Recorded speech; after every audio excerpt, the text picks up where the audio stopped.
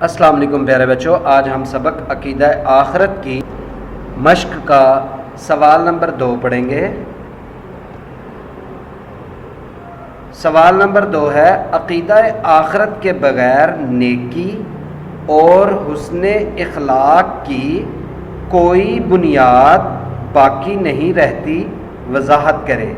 پیارے بچوں، اس سوال کے بارے میں آج کے سبق میں ہم پڑھیں گے۔ بچوں، آپ کی اسلامیات کی کتاب کے صفحہ نمبر 7 پر اگر آپ دیکھیں تو اس سوال کا جواب موجود ہے۔ عقیدہ آخرت نیکی کی بنیاد۔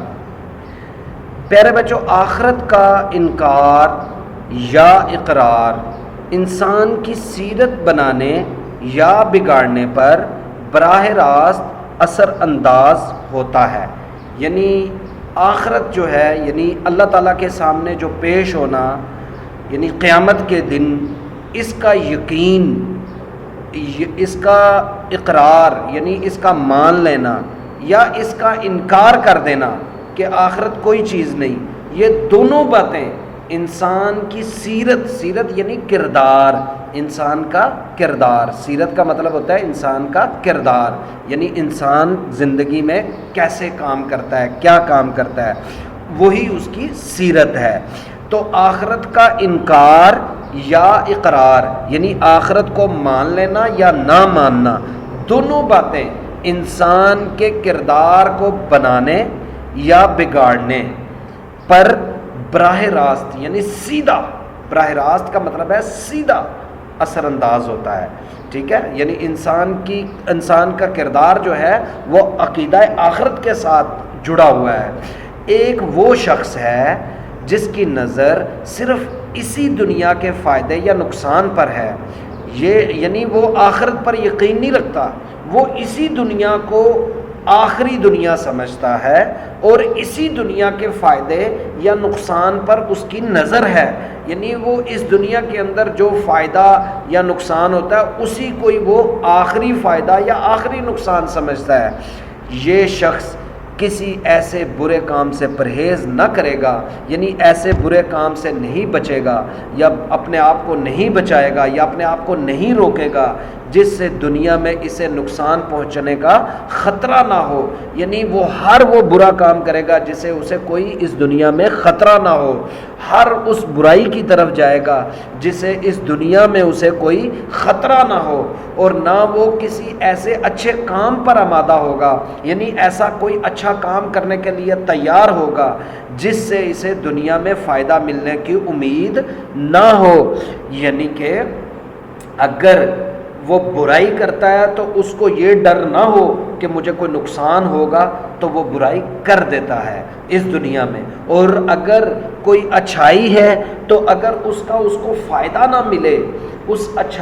یعنی وہ اچھا کام کرنے کا اس کو اگر کوئی فائدہ نظر نہ آ رہا ہو تو وہ ایسا کام نہیں کرے گا، چاہے وہ کتنا ہی اچھا کام کیوں نہ ہو۔ یعنی آخرت کا انکار کرنے والا انسان جو ہے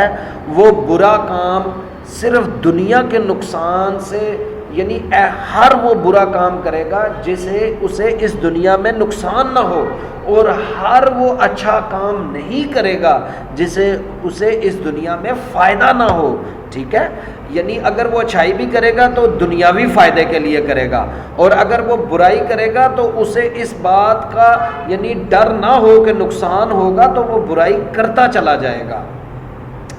ایسے شخص کے لیے قطعی ناممکن ہے، یعنی بہت زیادہ مشکل ہے بلکہ ناممکن ہے ہر صورت میں کہ وہ ایک قدم بھی اسلام کے راستے پر چل سکے، کیونکہ اسلام جو ہے وہ برے کاموں سے چاہے وہ کتنا ہی فائدہ مند کیوں نہ ہو اسلام منع کرتا ہے، اسی طرح اچھے کام کی تلقین کرتا ہے چاہے اس کا کچھ بھی فائدہ نہ ہو انسان کو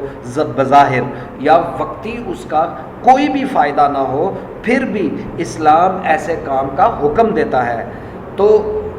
جب اسلام اس طرح کے کام کرنے کا حکم دے گا تو آخرت کا انکار کرنے والا شخص کیسے ایسے کام کر سکتا ہے؟ اس لیے وہ اسلام کے راستے پر ایک قدم بھی نہ چل سکے گا۔ اسلام کہتا ہے کہ اللہ تعالیٰ کی راہ میں غریبوں کو زکوٰۃ دو،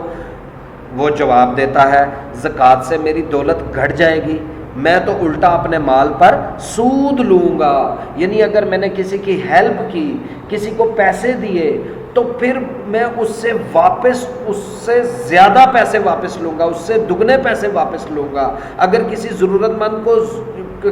ضرورت کے وقت کام آؤں گا تو میں پھر اس سے ڈبل بدلہ لوں گا. اس کو سود کہتے ہیں. یعنی اس کو زکوٰۃ کا کہا جائے تو وہ زکوٰۃ نہیں دیتا کہ میری دولت کم ہو جاتی ہے، مگر لوگوں کو سود کے لیے پیسے دیتا ہے. اسلام کہتا ہے کہ سچ بولو اور جھوٹ سے پرہیز کرو، خواہ سچائی میں کتنا ہی نقصان اور جھوٹ میں کتنا ہی فائدہ ہو. یعنی اسلام کہتا ہے کہ اگر جھوٹ میں فائدہ ہو پھر بھی مت جھوٹ بولنا، جتنا مرضی فائدہ ہو، اور سچائی میں جتنا مرضی نقصان ہو ہمیشہ سچ بولنا، نقصان سے مت ڈرنا. پھر وہ تو اس بات پر وہ جواب دیتا ہے کہ میں ایسی سچائی کو لے کر کیا کروں جس سے مجھے نقصان ہو اور فائدہ کچھ نہ ہو، اور ایسے جھوٹ سے پرہیز کیوں کروں جو فائدے مند ہو اور جس میں بدنامی کچھ بھی نہ ہو. یعنی وہ جھوٹ بولے گا جس سے اس کی بدنامی نہیں ہوگی، اور یعنی ایسا کام کبھی بھی سچائی والا ایسا کام نہیں کرے گا جس میں اس کو فائدہ نہ ہو. یہ تمام رویے اس شخص کے ہیں جو عقیدہ آخرت کو یا تو مانتا ہی نہیں، یا مانتا بھی ہے تو شک کے ساتھ. یعنی اس کو مکمل یقین نہیں ہے کہ اللہ کے سامنے پیش ہونا ہے، اپنے اعمال کا جواب دینا ہے. اس بات کا اس کو مکمل یقین نہیں ہے، اسی لیے وہ ایسے کام کرتا ہے. ٹھیک ہے، تو پیارے بچوں اس سوال کو آپ یہاں تک اچھی طرح سے یاد کیجئے گا، اور جو سوالات آپ سے پوچھے جائیں گے ان کے مناسب جواب منتخب کیجئے گا. اللہ حافظ.